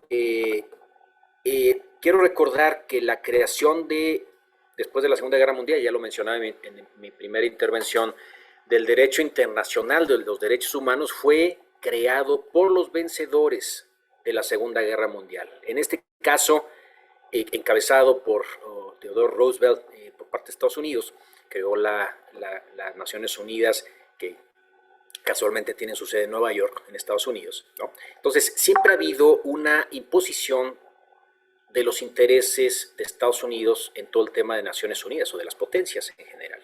Y en este tema, en el tema de derechos humanos, si bien ha habido un avance en la progresividad del tema de los derechos humanos a través de estas últimas décadas, después de la Segunda Guerra Mundial, desgraciadamente vemos que las potencias invocan a los derechos humanos cuando les conviene también, ¿no? Porque cuando no les conviene, pues en el caso de los atentados a las Torres Gemelas, pues es lo que menos les importó. Pero finalmente tenemos que seguir apoyando el movimiento de derechos humanos. Yo soy a lo mejor un soñador idealista, pero estoy convencido del movimiento de los derechos humanos. Yo aquí trataré de explicar un poco sobre la Convención de Viena, sobre el cumplimiento de los tratados. Quiero recordar que los estados se suman a los tratados y convenciones internacionales de manera voluntaria y proactiva. O sea, firman y se comprometen ante la comunidad internacional a la defensa de una serie de tratados y convenios internacionales en materia de todo tipo, ¿no? El derecho a la libertad de expresión, tortura, debido proceso legal, etc. Entonces, creo que es el camino que debemos de seguir y es el espacio para hacer el contrapeso a las potencias finalmente, ¿no? Hacer valer la voz de países más débiles y demás en este sentido. Y finalizando ya con la última pregunta, ¿qué hacer como individuos? Es complejo también moverse en cuanto a la individualidad, ¿no? Pero yo sí estoy convencido de que la movilización ciudadana y la participación social funcionan, ¿no? Ya decía José Julio de la cuestión de la importancia de la educación en valores, en derechos humanos, etcétera, de una ciudadanía informada, ¿no? Tenemos que impulsar no porque es el modelo democrático, no porque sea el mejor modelo, sino porque es el menos peor también, ¿no? Donde vienen marcadas las libertades, los derechos humanos, la libertad de expresión, etcétera. Y yo sí, invitando pues a los participantes y demás a que lean, se informen y participen, ¿no? Dentro de las organizaciones de la sociedad civil, en la academia, escribiendo, etcétera. Pero yo sí soy un convencido de la movilización social que va en una cadena de abajo hacia arriba, ¿no? Tenemos que mover esta movilización social de abajo hacia arriba para ir moviendo a los propios gobiernos y que los gobiernos tengan sus posiciones firmes ante la comunidad internacional a través de los órganos que comentaba que le dan base al derecho internacional de los derechos humanos. Yo con eso concluiría. Muchas gracias, Marco Vinicio. Le pediría ahora a Víctor Hernández su intervención, por favor. Sí, muchas gracias, doctora. Sobre esta primera pregunta que nos hace Ubaldo, en términos ideales, la agenda de seguridad internacional debería estar constituida por la suma de las preocupaciones de todos los estados parte de esa comunidad internacional. En un mundo ideal, Una agenda de seguridad internacional tendría que incluir temas de seguridad sanitaria, de seguridad energética, de ciberseguridad.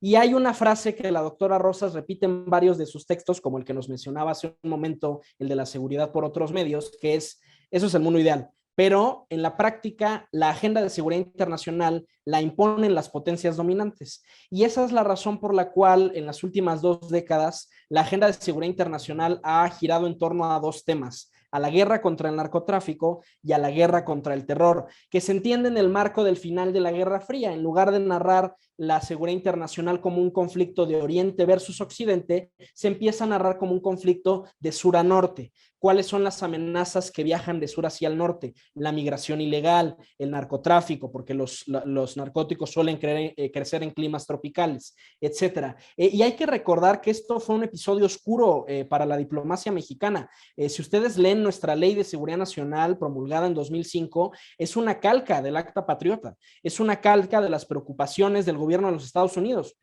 Fíjense, es algo surreal. La Ley de Seguridad Nacional mexicana no considera los desastres naturales como una amenaza a la seguridad nacional.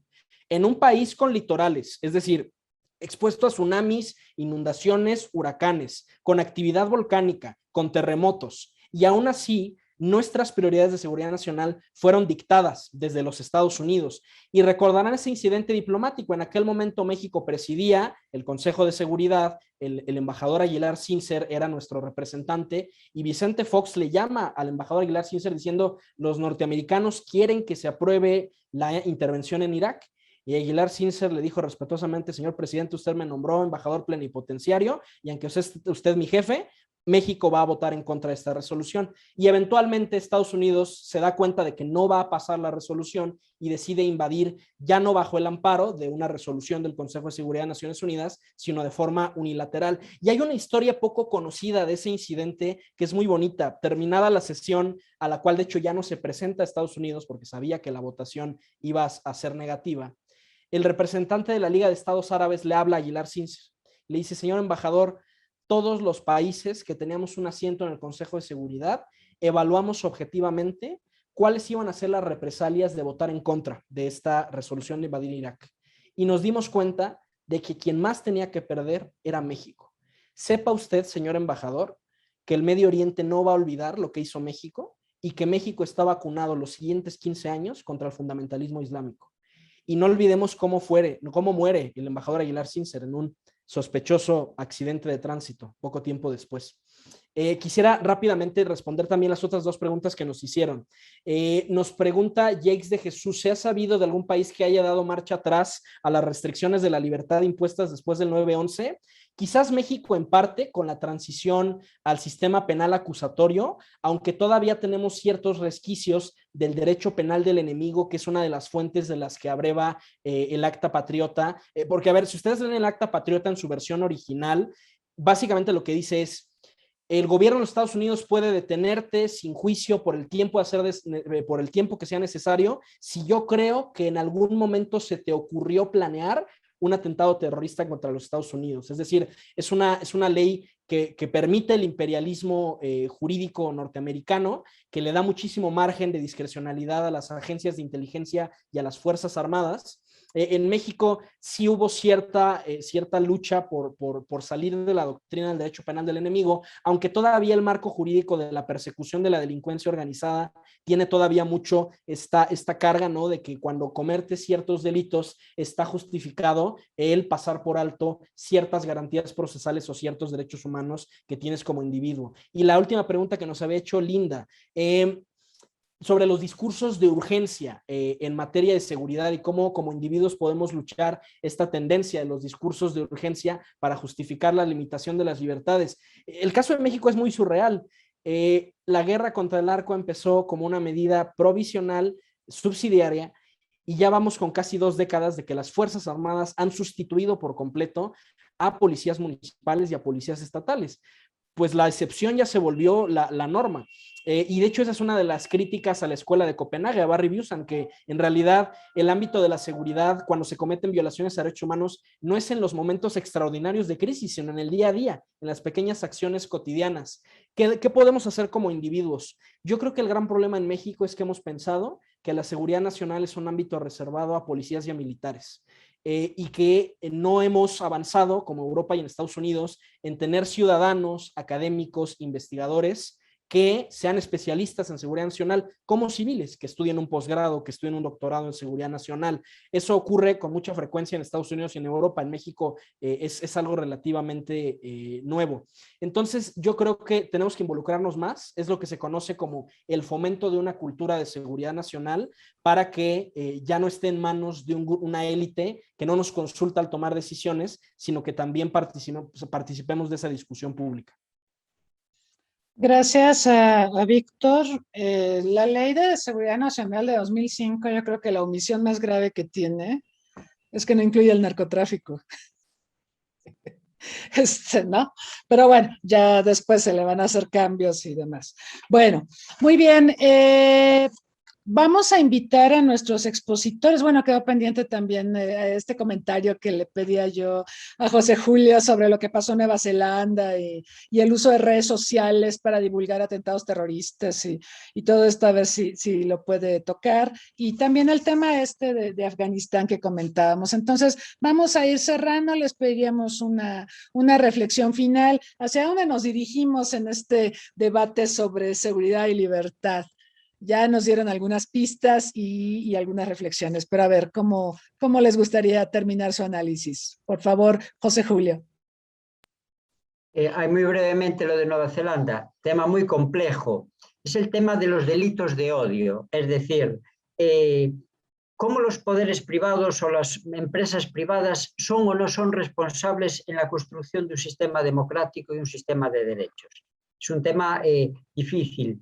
Yo abogo ahí por establecer ciertas obligaciones mínimas a las empresas privadas de compromiso democrático. Por ejemplo, en el caso de Nueva Zelanda, si la red social X no puede ser el continente para divulgar un delito, sea cual sea, en este caso un delito de odio muy grave. Pero mínimo, para no convertir eso en una restricción desproporcionada de la libertad de expresión, no convertir eso en censura. Es decir, es un tema difícil. Yo creo que en Europa los delitos de odio son demasiado amplios, a diferencia de Estados Unidos, donde no existen, ¿no? Ahí puede ser nazi y divulgarlo y no pasa nada. En Europa es delito y acabas en la cárcel. Entonces yo creo que hay que buscar ciertas restricciones, pero mínimas, las imprescindibles para la higiene democrática, ¿no? Muy mínimas. Bueno, ¿cómo concluiría este análisis tan interesante? Pues que el futuro va a ser todavía más oscuro y posiblemente negativo, porque los temas que vienen, la inteligencia artificial, la inteligencia disruptiva, la superpoblación, los problemas ambientales, van a dificultar la claridad en el encuentro entre seguridad y libertad. Los ejemplos de estos años no han sido nada halagüeños. Las grandes intervenciones de paz de Occidente, en Somalia, en Libia, en Siria, en Irak, en Afganistán, han dado lugar a resultados más negativos desde el punto de vista de derechos humanos y de seguridad a la situación previa que se hace en Libia, por ejemplo, un caso paradigmático, o ahora en Afganistán. O sea que la experiencia reciente me lleva también a una conclusión negativa sobre el futuro. Bueno, esperemos que nuestros dirigentes sean cada vez más sabios y tengan mayor formación para poder afrontar desde la lógica de los derechos humanos pues, los retos que ven del futuro, pero soy bastante pesimista. Gracias. Gracias, José Julio. Yo también soy pesimista, porque aparte de todo, necesitamos cooperación, necesitamos más multilateralismo, necesitamos cooperar, concertar más nuestras posturas, y es lo que menos hemos visto. No sé si la pandemia ha agravado esta crisis de cooperación y de multilateralismo, pero lo cierto es que se ve muy sombrío el panorama. Pero bueno, vamos a ver qué nos dice Marco Vinicio, por favor. Muchas gracias, María Cristina, haciendo una reflexión sobre lo que está pasando en Afganistán y luego cerrar con una conclusión general. Lo que está pasando en Afganistán es preocupante, ¿no? Lo que está pasando a casi 20 años después de la intervención encabezada por Estados Unidos en contra del régimen talibán, ¿no? Que tenía, va a tener unas grandes implicaciones de dimensión humanitaria. Estados Unidos retiró los últimos 3.500 efectivos, yo creo que sin una planeación y sin un fortalecimiento por parte de las instituciones talibanas. Fue desde mi perspectiva, un gran fracaso. Hubo miles de muertos en estos 20 años, pero sobre todo afganos, ¿no?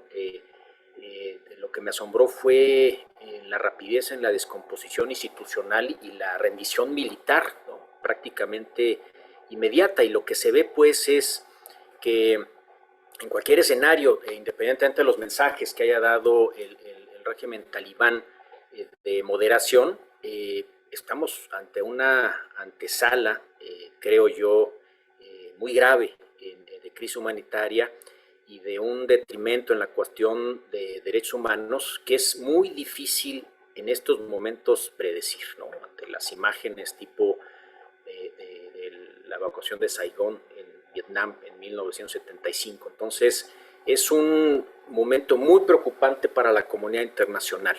Pero yo insisto, y lo comenté en mi intervención, yo sigo siendo un idealista. No es una coyuntura favorable, ya lo decían mis demás compañeros, pero creo, y yo apostaría, yo no soy internacionalista, pero tengo una formación a través de la doctora Rosas en sus clases y demás, que me cargué por esa línea también de investigación, y por el tema de los derechos humanos. Yo sí creo en el multilateralismo, sobre todo en la comunidad internacional.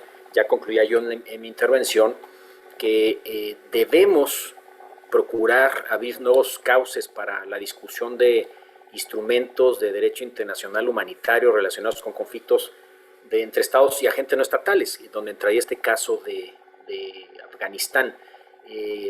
En las últimas 2 décadas se ha avanzado muy poco en el desarrollo de convenciones y tratados internacionales, por ejemplo. Creo que estamos en falta por parte de la comunidad internacional. Yo creo que fue un impasse por esta guerra contra el terrorismo en estas 2 décadas y en estos últimos 2 años por la cuestión de la pandemia del COVID, que la comunidad internacional también se dio a la tarea de combatirla por todos los medios, dejando de lado otras instancias y demás. Pero creo que saliendo de esta pandemia tenemos que volver a sentar a los grupos de trabajo coordinados por Naciones Unidas para desarrollar todo este andamiaje de instrumentos internacionales que vayan tendiendo hacia garantizar la seguridad humana más que en contra de la seguridad del Estado, que pone al centro del Estado, poner al centro la seguridad de las propias personas. Es todo, doctora. Muchas gracias, Marco Vinicio. Le pediría su reflexión final a Víctor Hernández, por favor. Gracias. Yo quisiera cerrar respondiendo las últimas 2 preguntas que nos quedaban pendientes, la pregunta de Paola y la pregunta de Jace, que nos hicieron aquí en el chat. Respondiéndole a Paola, creo que la gran miopía y el gran mito de la seguridad internacional con el que nos topamos y que al fin nos hizo frente con la pandemia de COVID-19 fue creer que el terrorismo era la principal amenaza a la seguridad internacional, y la realidad es que no es así. Los temas y los grandes flagelos que vamos a enfrentar en el siglo XXI provienen de otras ramas de la seguridad energética, de la seguridad económica. Y cuando uno lo contrasta con la evidencia estadística, la verdad es que el discurso de la guerra contra el terrorismo y la guerra contra el narcotráfico hace agua. Si ustedes, incluso tomando el peor año, el último, ¿no? Que tuvimos una tasa de homicidios superior a los 30 homicidios por cada 100,000 habitantes, esa cantidad de homicidios que se cometen en México palidecen frente al número de personas que fallecen por enfermedades de estilo de vida, hablando de seguridad sanitaria, diabetes mellitus, cáncer, enfisema pulmonar. De hecho, la doctora Rosas ya había publicado en 2009 o 2010, si no mal recuerdo, un estudio en el que describía la diabetes como una amenaza a la seguridad nacional. Y en su momento, varios de la comunidad estratégica dijeron, oye, pero pues la seguridad sanitaria carece de ese elemento dramático de los helicópteros y los soldados y no es tan hollywoodesco, eso no podría ser un asunto de seguridad nacional.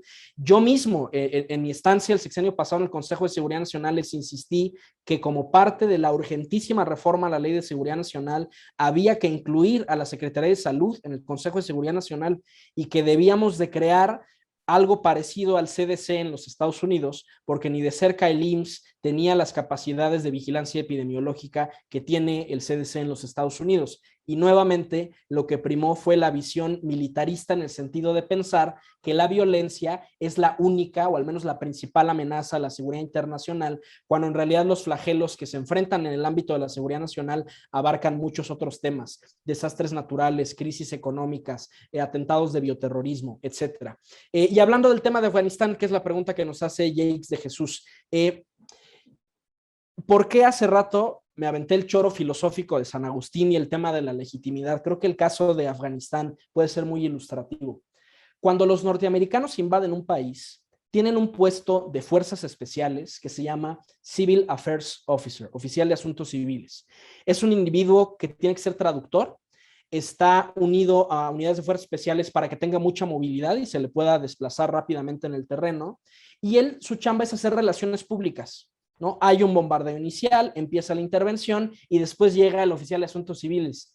Ay, perdóname, destruimos la planta de luz y la planta de agua, no te preocupes, aquí está, para que te sientas cómodo con la presencia del ejército norteamericano. Queremos que sientas que estás más seguro conmigo que con el talibán, que es un poco lo que pasa aquí en México, ¿no? Una competencia entre la legitimidad de la autoridad o grupos como por ejemplo los grupos huachicoleros que cumplen funciones que el Estado ha dejado de cumplir, que dan préstamos, que construyen la escuela del pueblo.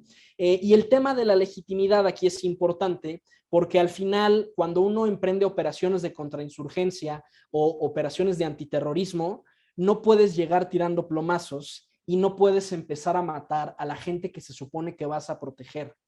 ¿Por qué la guerra de Afganistán empezó perdida? Primero, porque ninguna guerrilla en la historia militar de la humanidad ha sido derrotada en términos militares. Las guerrillas se desactivan en las mesas de negociación, porque la definición técnica de guerrilla, del objetivo de una guerrilla, no es ganar la guerra, es acosar las operaciones del enemigo.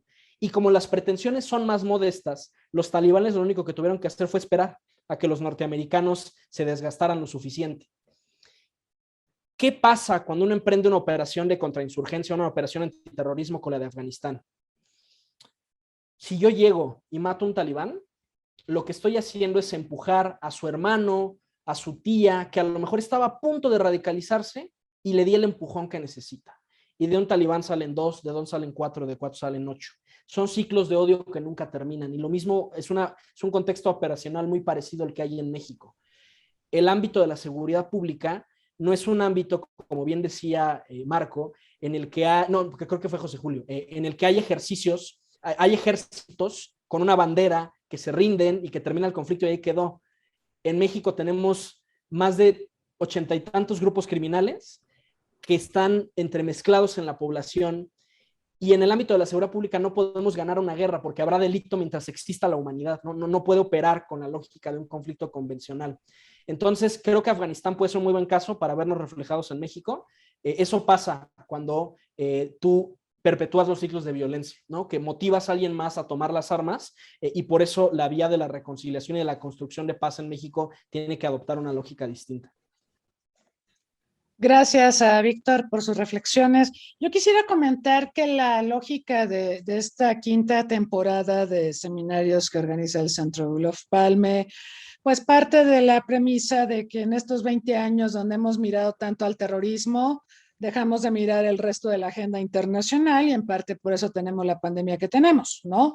Porque hubo avisos de que iba a haber pandemias. De hecho, tuvimos la pandemia de H1N1 en 2009, pero no quisimos aprender lecciones, no quisimos mirar otros temas y al final, por andar mirando el árbol, se nos olvidó el bosque, y yo creo que esa es una enseñanza muy importante en estos tiempos. Entonces, en esa lógica es que hemos venido organizando esta quinta temporada de seminarios. Yo le agradezco, por supuesto, a José Julio Fernández, a Marco Vinicio Gallardo y a Víctor Hernández sus reflexiones que nos ayudan a pensar y a repensar estos complejos temas. Como dato curioso, yo creo que José Julio debió de haber puesto alguna bandera porque por alguna razón y no nos pusimos de acuerdo, Marco Vinicio y Víctor y yo traemos banderas de México acá atrás. Bueno, nada más, es un detalle que me saltó ahorita cada que los escuchaba. Bueno, los queremos invitar para la próxima semana, para la sesión del jueves próximo, que versará en torno a uno de los temas que aquí se comentó bastante, el de la migración frente al terrorismo, pero también frente a las pandemias. Es un tema que se ha enfrentado a todos estos flagelos y que sin duda reviste una enorme importancia. Veremos también, por supuesto, esto de los desplazados internos, que es un tema también cada vez más empoderado en la agenda internacional. Se pensaba que era un tema básicamente interno, pero pues la problemática es bastante compleja. Quiero aprovechar también para hacer un agradecimiento, creo que nunca lo hago y eso está muy mal, a todo el equipo de colaboradores del Centro Olof Palme, a Maricruz Amador, a Fernanda Suárez, a Rodrigo Delgadillo, a Jakes Quiroz, a Carlos Peláez y a Arely Mayorga, porque ellos son personas que ustedes no ven a cuadro, pero que hacen posible que podamos funcionar y tener todos estos eventos. Yo, desde luego, agradezco todo su apoyo. Y también, bueno, pues los invitamos a que nos sigan en nuestras redes sociales, nos den un like y se informen sobre los eventos que seguimos organizando, nos hagan sus sugerencias, nos hagan llegar sus propuestas temáticas y también de personalidades que les gustaría que entrevistáramos, y esto pues para mantener este diálogo tan importante y creo yo también tan gratificante que hemos desarrollado a lo largo de la pandemia. Agradezco de nueva cuenta a nuestros participantes, agradezco a quienes nos han acompañado aquí en Zoom y también en Facebook Live, y pues les pedimos que se sigan cuidando. Muchas gracias. Buenas tardes en México, buenas noches allá en España y hasta la próxima.